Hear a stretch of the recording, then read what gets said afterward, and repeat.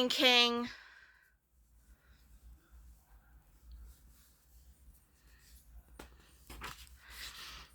The Lion King. Mufasa and Queen Cerabi had a cub they named Simba.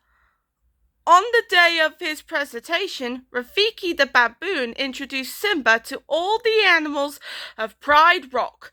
Only Scar, Mufasa's brother, didn't attend the ceremony. He was angry because Simba's birth meant he would never have the chance to be king. Simba grew into a happy little cub. One day, his father told him he would be the next king, and Simba proudly told his uncle Scar the good news. He said he would rule all the Pride lands except for the shadowy place in the distance. Dad says I'm not allowed to go there, Simba said. And he's absolutely right, Simba, agreed Scar slyly. Only the bravest lions could go to the elephant graveyard. When Simba heard that, he raced home and convinced his friend Nala to go with him to explore.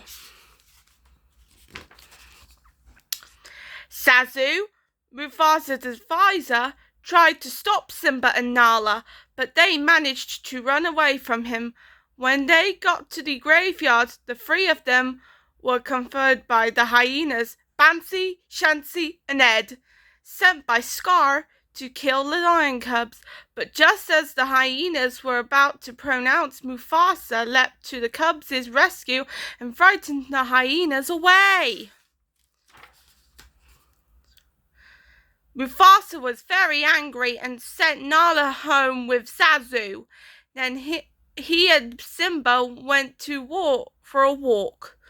Simba asked Mufasa if they would always be together, and Mufasa told him to look up at the stars. Those are the great kings of the past looking down on us, he said. Those kings will always be there to guide you.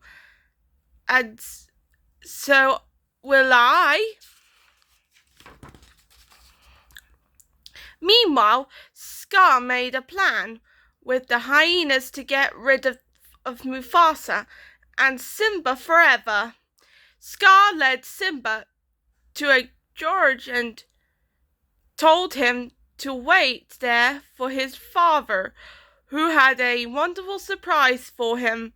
Then Scar signalized the hyenas, who started a stampede of wild beasts. Straight towards Simba, he clung to a tree branch, and as he was just about to fall, Mufasa appeared and carried him to safety. But Mufasa slipped from the ledge and fell. As he struggled back up the cliff face, Scar appeared and dug his claws into Mufasa.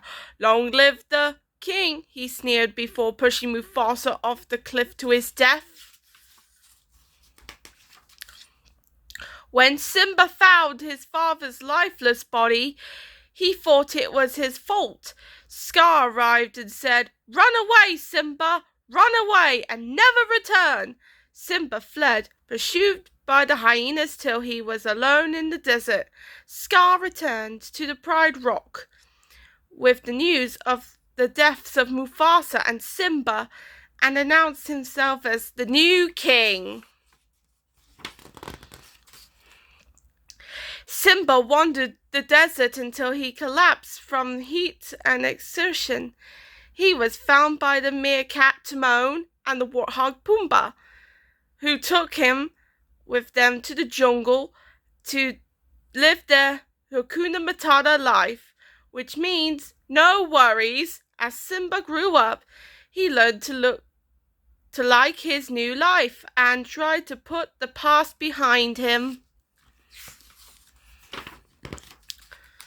One day, the lioness Nala arrived, searching for help. When she realized that she'd found Simba, she was very happy. Nala told Simba how Scar and the hyenas had destroyed the Pride Lands under their evil and greedy rule. She asked Simba to return with her to take his place as king, but Simba told Nala that he couldn't and ran off. Wandering alone, Simba met the baboon Rafiki, who told him he knew his father. "My father is dead," said Simba angrily. But Rafiki said, "He's alive, I'll show you." He led Simba to a pool of water and showed him his own reflection. "You see, he lives in you," explained Rafiki. Then Simba heard his father's voice calling for him to return to Pride Rock. As Simba raced home, Rafiki found Nala, Timon and Pumbaa and told them, "The king has returned." When he got to Pride Rock, Simba realized his friend had followed him. They deserved a plan, and Simba conferred Scar, who finally admitted to killing Mufasa and blamed the hyenas for everything. When Scar returned to leave, Simba and Scar fought, and Scar fell from the rock into a den of angry hyenas, never to be heard of again.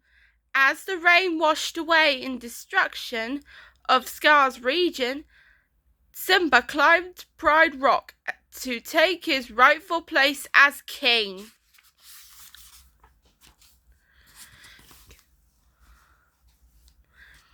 Some months later, the animals of Pride Lands gathered at Pride Rock to welcome the son of King Simba and Queen Nala.